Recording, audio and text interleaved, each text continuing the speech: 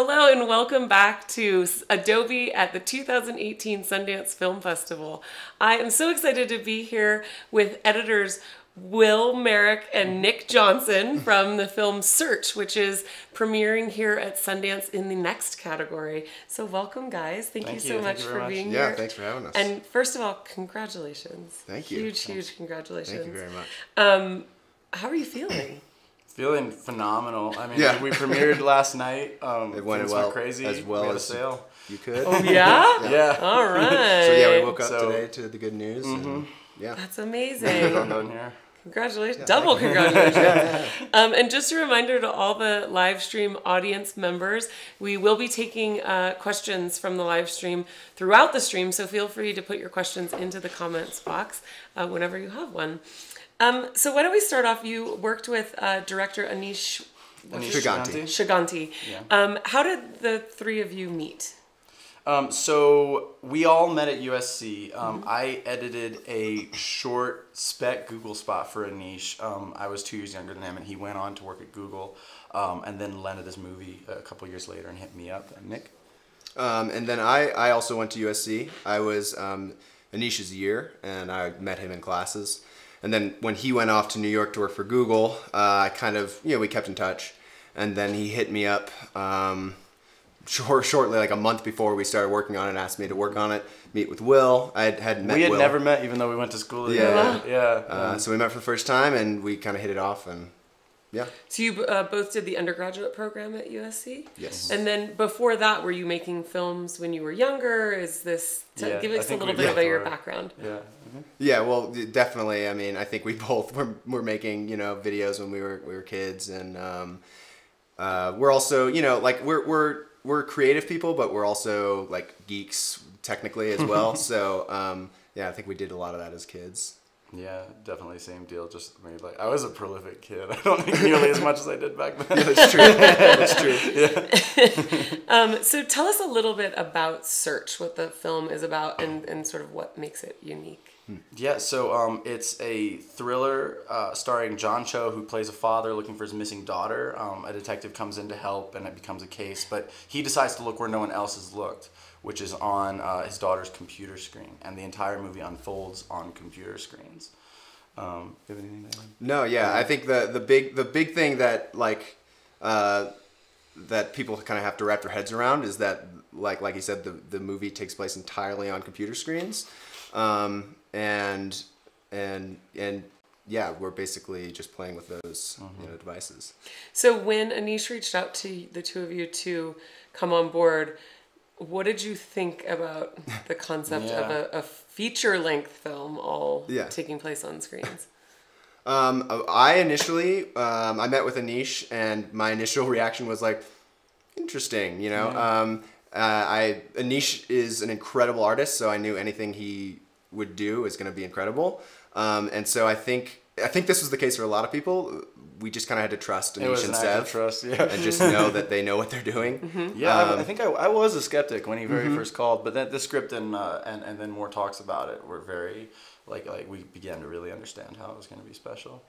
Yeah, and so can you expand on that a little bit? Like, what was Anish's vision that took this from being more of like a like a tactic, right, to like really being an integral part of how the story is told?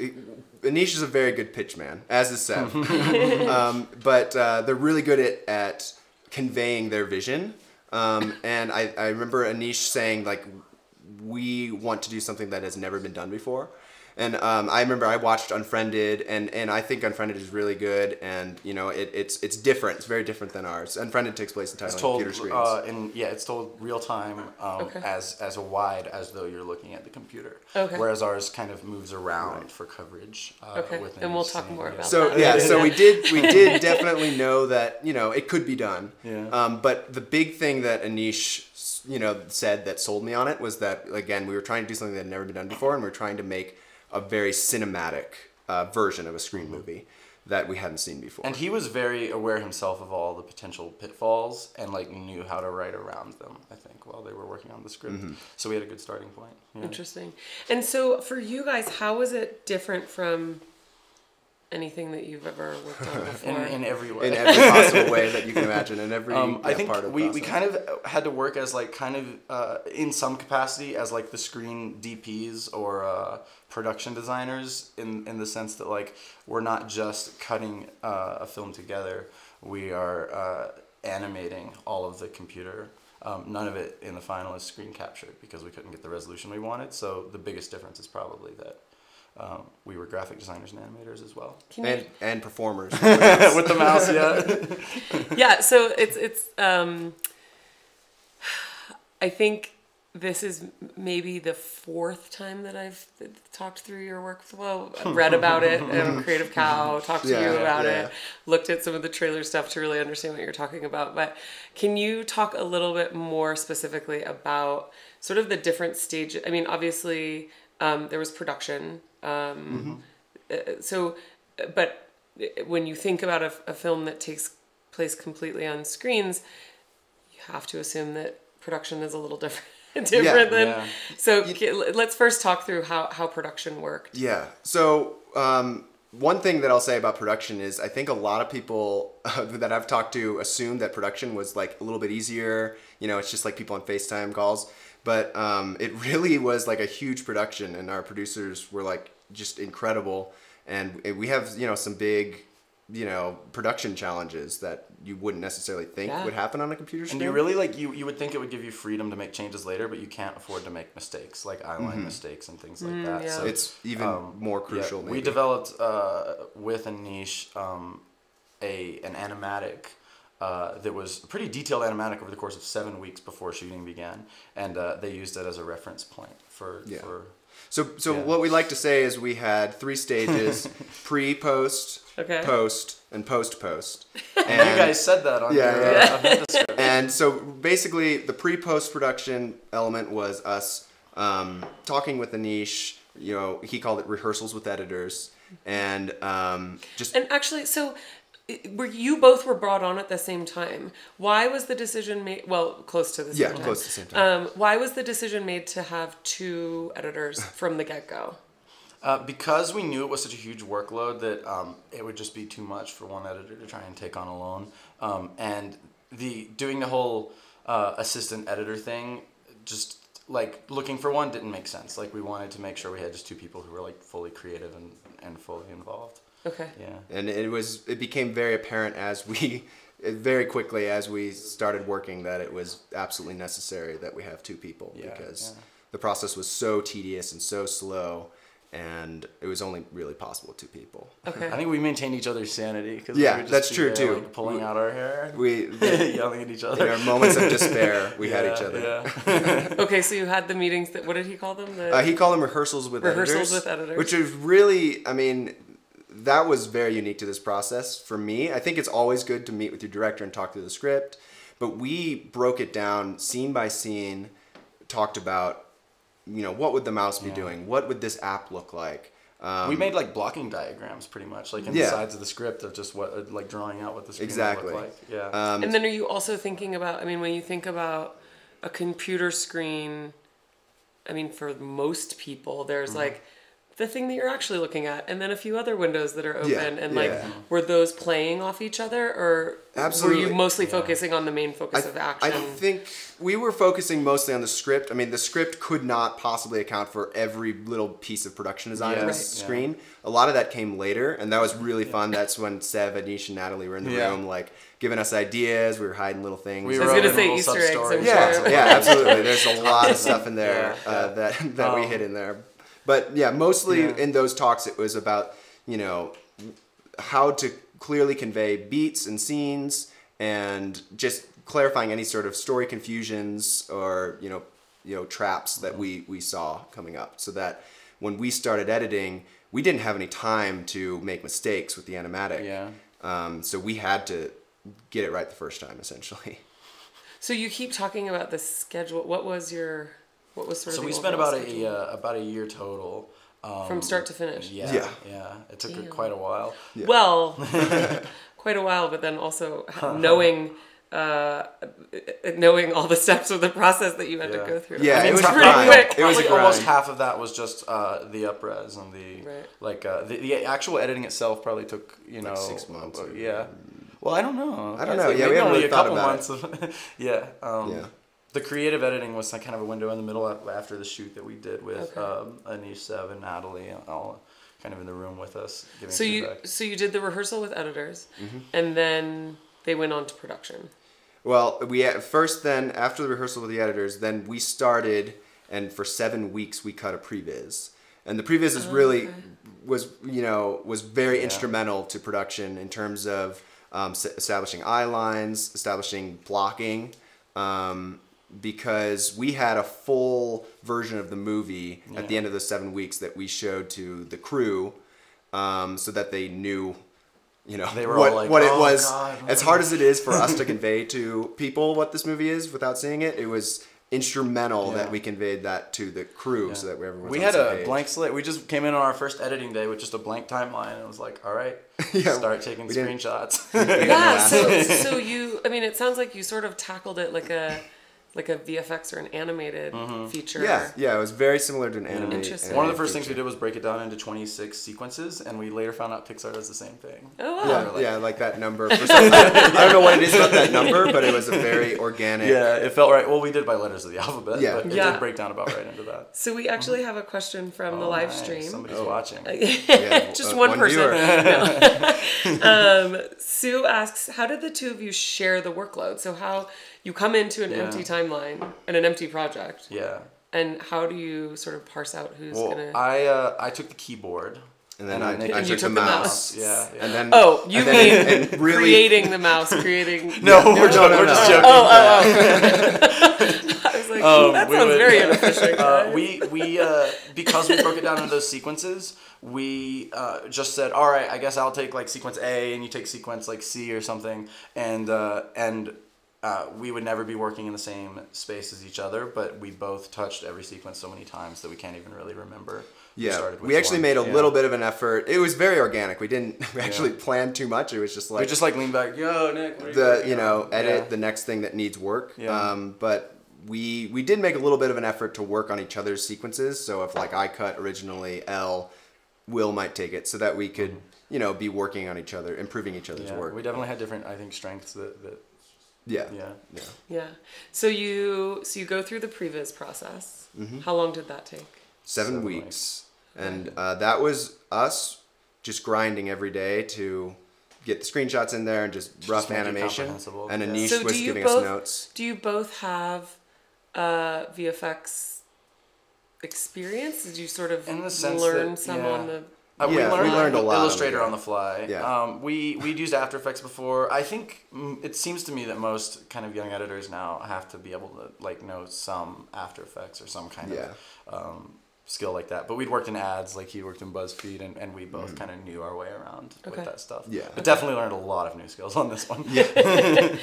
Some that have probably There's never been learned skills that before. are so specific to our movie that we're like experts at this one thing that we probably can't apply like anywhere else with any other project. Awesome. Okay, so 7 weeks you got through previs, and then production happened. And then basically it was great because the whole previs we did with stills of Anish's face, and like all the FaceTime windows. And then Anish's voice. So watching the movie, it was like a million different Anishas talking. Like John Malkovich. But I actually have a joke still that's just a bunch of pictures of his face and it's labeled like search edit 1. That's basically what it was. Yeah. But then when they shot production, we would just, we had an incredible AE who was, syncing and doing all the transcodes and would just bring them over to us and then we'd just plop them into the timeline. So we overcut the animatic. And it became the first live action cut. So it wasn't just that we threw that away when we were done. Yeah.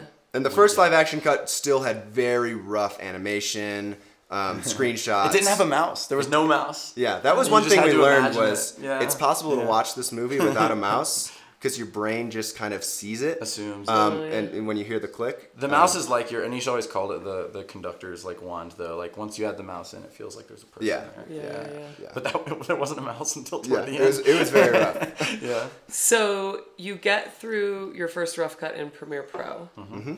and then then the real work began. Actually, a year ago, Sev and Anish and Natalie were here at Sundance, and Will and I that was like the first time we started really up-resing. Yeah. And it felt so good to us because that was like on the horizon for so long. So when we were working with them, it was like we had to build out the whole computer screen, and then to get our coverage, we'd have to like zoom into certain areas.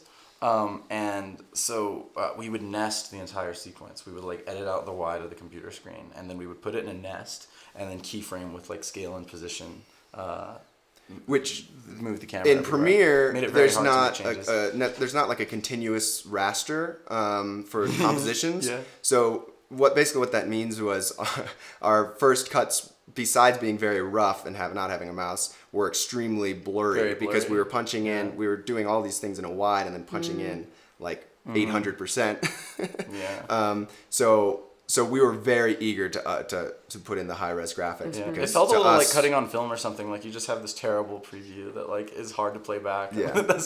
But we had to make decisions, and sometimes we'd have to render and watch to make the decisions. Right. And, but it was pretty time consuming. I think Anish was glad he had the two of us because he would give notes to one of us, then walk into the other room while we were addressing it. Because every work cut was took continually happening. Yeah, every time edit took at least 5 minutes, I would say, to do. It was probably pretty exhausting and tedious for them. Yeah. Watching us like crawl like because we were trying to explain to them like we're not slow editors. Like, it's just like we promise this is how it not works. the norm. But anytime we'd want to make a change, we would have to step into the composition. This is in Premiere, and move everything 1 second and 5 frames over, then step back out and move all the cuts on the nest 1 second, 5 frames over. Oh yeah, I developed a great frame. And we had 45 tracks within the nest because the desktop has all these images, so it would take forever. So you were sort of treating the comps almost as camera moves, but within the screen. Yes, exactly. Exactly. I'm trying to wrap my head around. Yeah. But it was great because at the end, once we locked, we could just highlight those nests, send dynamically link to After Effects, and it comes through as a pre-comp. It's as a pre-comp, and that's exactly what we needed. Just and then as soon as we brought in into After Effects, suddenly all those close-ups are just magically high res now because we could turn they on have continuous raster. Oh right, okay. And so then you teach yourself Illustrator.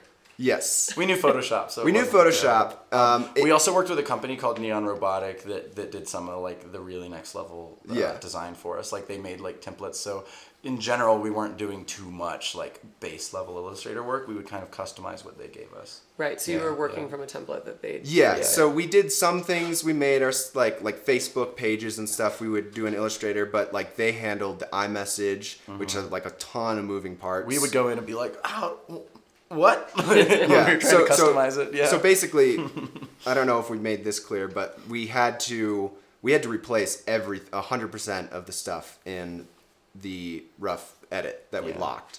So would they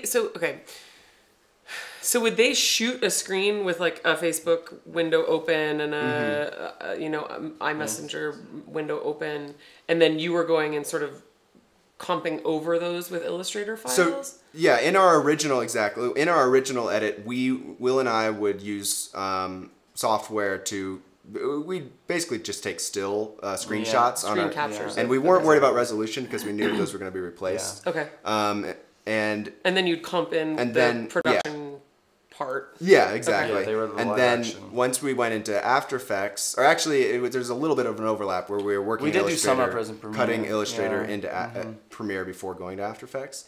But yeah, we were essentially overcutting the whole movie with Illustrator files. And just to be clear, it needed to be Illustrator files so that we had that latitude to punch in. Right. If we were trying to make Photoshop files, it would just be like they'd be big PSB or, files. Yeah. And it would be like if we made a creative change, we wouldn't be able to punch in any further without redoing it. So when you guys first sat down with Anish, did you work through all of this, or was it sort of you? I get really stressed out about these things. Like I want to plan, but when I was meeting with Will, I think I remember saying like, "Wow, this sounds like a nightmare." Yeah. like this is gonna be really hard to keep organized. And Will's answer was like, it just has to be organized. Like it can't, like there's no option.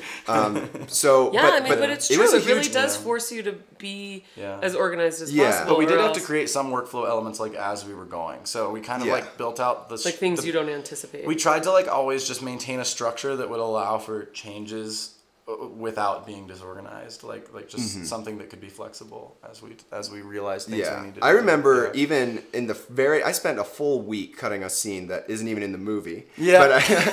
But and just like it was such a difficult scene. I'm like working, and I remember I remember being really afraid of using Ness. So that like even going into it, we didn't even have that component figured out yet. But quickly that week, we're gonna have to nest everything. Yeah. So yeah, we definitely like Illustrator was not even necessarily part of our plan until I don't think it was a little bit later. We also didn't realize how much punching in we would be doing. I think our first cut, Sev came in and watched it and was like, "Guys, we need to go Just in skewered us." Yeah, Yeah, he's like, "Guys, what are you doing?" we were feeling all bad, and then he's like, "What do you want me to do?" Be like, "Oh, you guys did a great job." Like, yeah. like maybe a little bit at But, first. yeah. No, we needed that. Though. But after that we screening, realized we we really had the Sebastian, our live action DP, was also there, and I think he had similar notes. He did. And after that, He then did. we kind of figured out what we're doing. And it was really instrumental screening.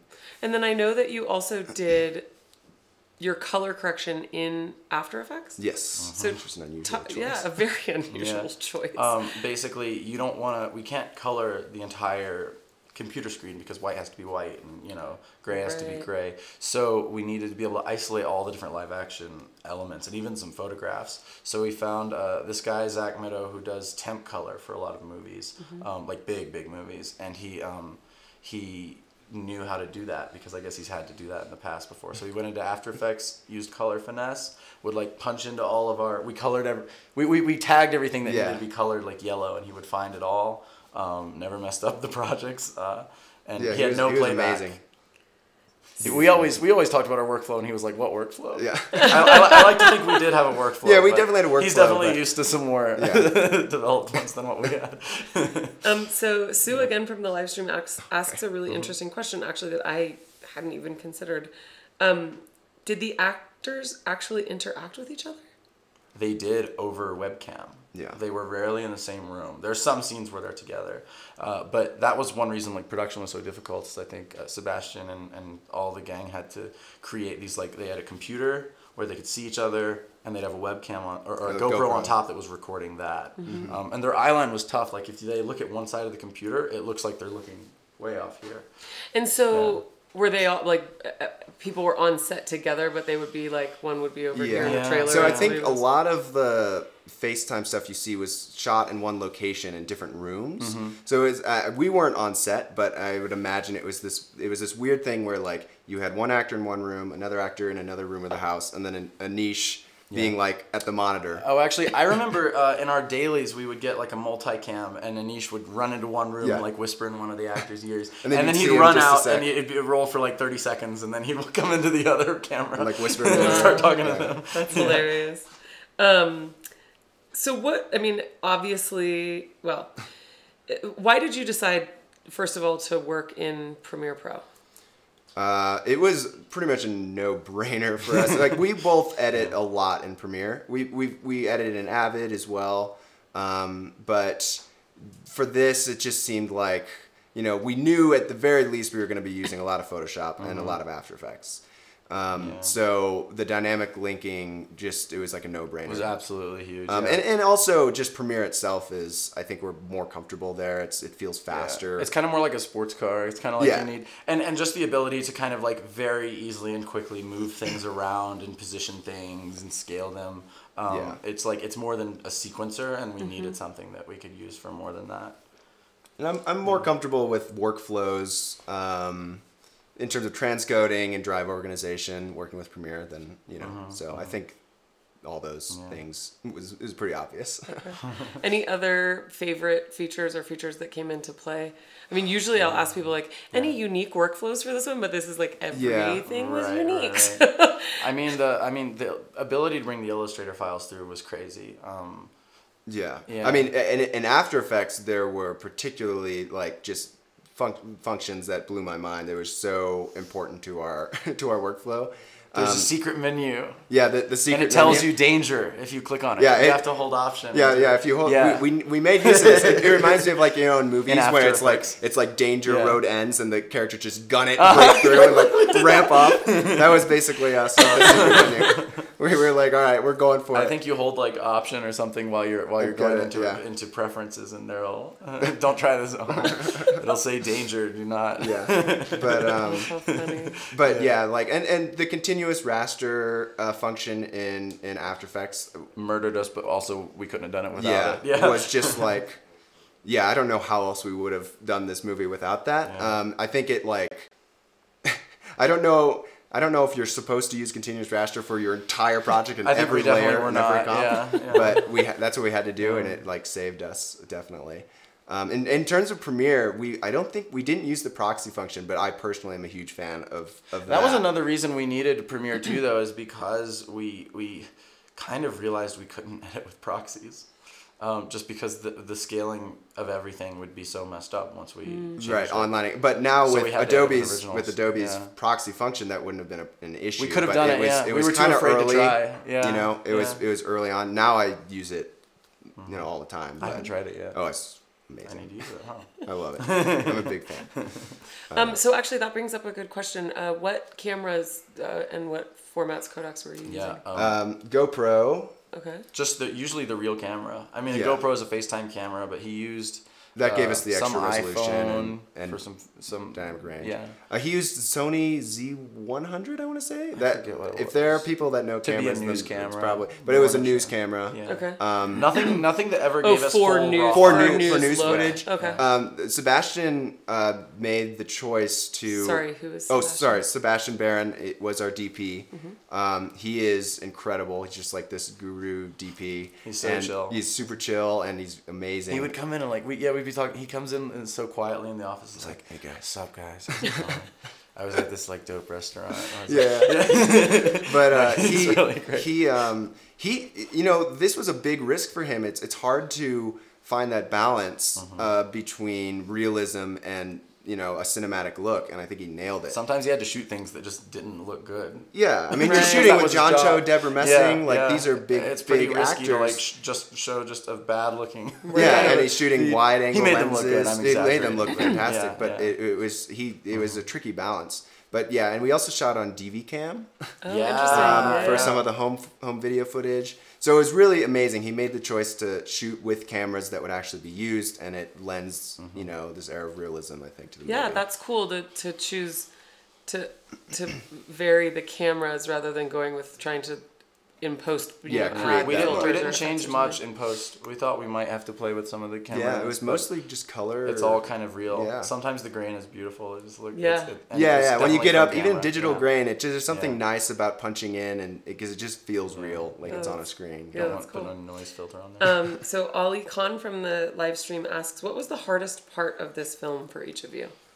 That's a very good question. Sounds like there's a lot of them. Probably just retaining the big picture view of the story. That's a great. As we were like in the wilderness, because when you spend more than a few minutes in a row making one 11-frame change to a dialogue scene, you really have to keep in mind the characters and what your goal is in that scene. It's weird because we were animating simultaneously as we were editing. It's a very unusual process. So it was different parts of your brain. Trying to make this animation perfect, and it was very frustrating. And switch we're gears. also in framing, and then all of a sudden you have to switch back to story mode, and what are the narrative problems? And I think that's where Sev, Anish, and Natalie were instrumental, because they always had that big picture in mind. Sev and Natalie being producers. Our producers, Sev, who just won the Producers Award yesterday, and Natalie, the other producer. They're incredible and really good with story, and so that was the five of us all important. Got heavy cabin fever up and some really good memories. I don't know how they do it, how they maintain objectivity, but it was that was definitely the struggle. You mentioned cabin fever, and it's interesting to me that you guys didn't know each other or hadn't worked together before. That's pretty crazy. Yeah. Where this sounds like a really intimate sort of collaborative process. When you first met, was there any hesitation of like? There was a lot of tension. Yeah. We just stared each other down. We very quickly were like, we kind of like just like talked a little bit, and then we're like, all right, sounds good. Let's do it. we I don't know. I think we definitely kind of lucked out. I think in that we get along so well. Yes. Yeah. We got extremely lucky. Yeah. It like I like to early on. I think I was trying to explain to people because we were doing brutal hours. We were grinding.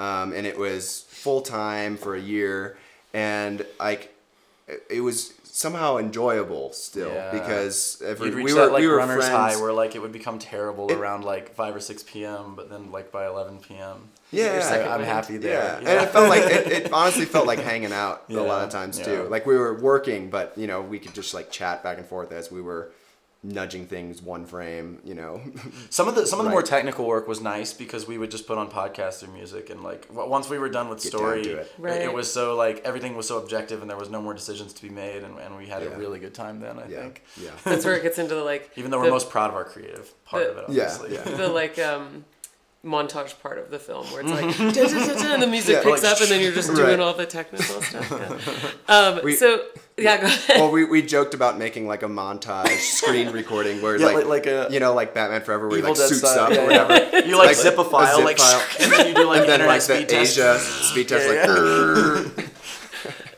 Should have made it. You are geeks. Yep. Yeah. Oops. No. Kidding. I mean, you're in the right place. So if there's anywhere. God, what are all these nerds doing? You mentioned dynamic link earlier. Yes. Why was dynamic link so important to this workflow? I mean, we created our nests in Premiere, right, and put the camera moves on them. When it was time to migrate into After Effects, just the idea that like even a sequence with a nest and everything inside it and like drop shadow effects on things, we can just select the whole thing and say send to After Effects, and it comes through, like the whole scene comes through with those camera moves we programmed in Premiere, with everything the right size, with all the live action footage, like very few real like errors in translation, and I mean that was like just completely critical. Yeah, it would have been tough. Like we could have gotten all that footage into After Effects, but then we would have had to re-implement like certain effects that we wanted to carry over. Right. So that was really important. It's also very nice if we had like a production design change, for instance, we wouldn't have to change it in every instance in the film. We could go edit the original like Illustrator or Photoshop file, and it would just be reflected, and we could render it again. Yeah. So a lot of time savings with rendering too, I'd assume. Yes. Yeah. We didn't have to bake down anything or, like that. Not having to do that was really, really valuable. And then creatively, I mean, you talked about the rehearsals with editors before the process started, but sort of in the creative storytelling, did you guys ever step away and talk about the creative or the emotional arcs of the film, and how did that work? Our primary job, and I think it was always really important for us to keep that in mind. We did 4 test screenings and kind of had real like whole crew like kind of heart to hearts after that to figure out after each one what was going on. In the animatic, we did a lot of creative work as well. There, there were certain scenes that we reworked a little bit. Like I said, like that scene that I spent a week cutting.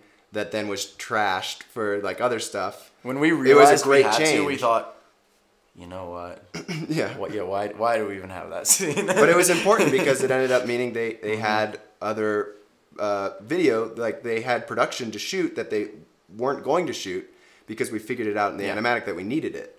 So if we hadn't done that animatic, and they had gone into production, we might have had to do crazy pickups. We'd have been penned, So we definitely, until we locked in March or February, it was all creative. It was organized like a heist almost. Yeah, and we tried not to worry too much about the animation. That's why it was really rough, because it was important that first and foremost the story made sense, the beats were clear, it was emotional, it was connecting to people. And you can't let yourself think about what it's going to do to you later. Like when you make a shot that you know is going to be really hard. Like we just had to, you know, like, that person isn't hired yet. Like, there were definitely times where it's like, well, this is the best way to do it, but man, it's gonna suck when we have to up-res. But I mean, you have to do what's right for the story, obviously. I mean, the whole like conventional aspects of editing, like take selection, I think is probably the most important thing we did on the film.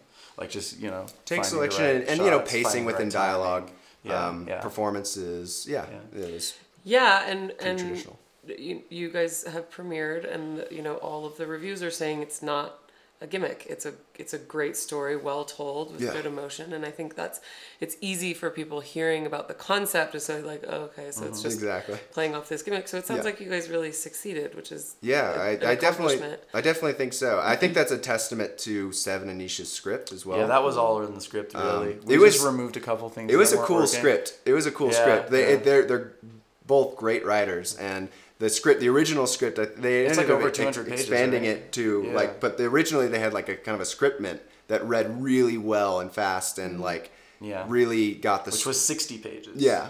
And... so you're gonna get 60 or like 250. But all those story beats, really well, though, it was very emotional even on the first reading when I read it. I thought it was incredible. So now, when you guys first started out, was the goal to submit to Sundance? I mean, the goal was to get it somewhere. Yeah, the goal. Sev has come to Sundance so many times that we kind of had it in our minds that it would be it might be a possibility. It would be fun, but the goal was to. I think the goal was first and foremost to make a good movie and to see if we could make it work. You know, like because we were all kind of taking a leap of faith, including the actors, everybody, and we just needed to first see, can this work? And then, okay, it works. How can we make this good? Yeah. And then it's good, but how can we make it great? You know, right? And then we worried about submitting. Obviously, the goal is to get it in somewhere and to get it seen somehow. I think this is probably the best case scenario. I think we're in the right place. Yeah. But it wasn't the initial. Right. Yeah. So talk me through when you first found out that you had been accepted. Ooh, wait! I was having a terrible day. It was crazy. Well, as it happened. You were having a terrible day. As it happened, I hadn't seen the team in a while, and as it happened, we had a technical test screening at a theater, and so the core team, the five of us plus Kang Yu, our co-producer, we met at a restaurant just to meet before the test screening, and Sev then got the call. And while you were at dinner? And we just had it at lunch, and we just happened to be sitting there, and so I don't know. It was very strange, and there was like a very small window where that could have happened. Yeah. Because we were about to turn our phones off for the screening, and then I wish I'd been there. I was the only one missing because I had like all this stuff. Like I'd lost my car and like wait. I was having it was like but no, it had gotten towed and I couldn't like afford to get it back, and I was like trying to get the bus and I was running late, and I come to this table and they're like filming me and I'm like, guys, stop! Like let's just watch the movie. Because we wanted to get his reaction. And then they were like, well, just so you know, we just got into Sundance. And I like leapt up out of my chair and like classic Will reaction. He like freaks out. Complete 180. That's so awesome. It came at the right time. So Jane asks, for someone starting out in editing, do you have any advice? Ooh, interesting. I would say, edit as much as you can. I think I've learned a lot by making mistakes as well and watching them with other people. Yeah. And like it kills me when I see those mistakes, but it just makes you better the next time. I do think that like whenever there's a decision that something that would benefit the project, but that if you think you can get away with something that isn't good, like you need to change that thing. Like that's a good. Like don't get yourself any excuses. That's a good point. Yeah. I think when you're editing, a lot of times if there's this temptation to be like, well, that's gonna be really hard. Or like the director probably won't notice if I just do that. Yeah, no, you can't do that.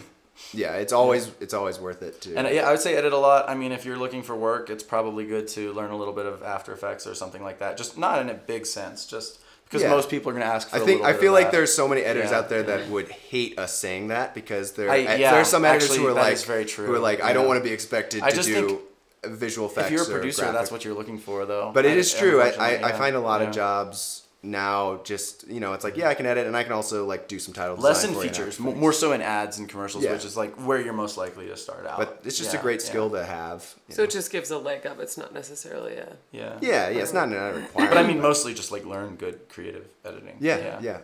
Yeah, actually, that brings up a good point. How often do you guys find yourselves having to work in color or work in audio? A lot. As a lot. editor? I also think that I feel like people don't talk about this too much, but sound design is a huge part of editing in Premiere. We don't do a lot of sound stuff in like other applications necessarily, but that is a huge part. So we definitely find ourselves doing that because you want to Ours sell was the super edit. temp, but you definitely need to build in the sound. Like if you could have a great cut, and if you leave out like an important temp sound, it's just gonna fall on its face when you screen it for somebody. It is true. So you really need to make that stuff feel right. Yeah. You need to. I just feel like you need to give it your best effort. Otherwise you can't properly evaluate it.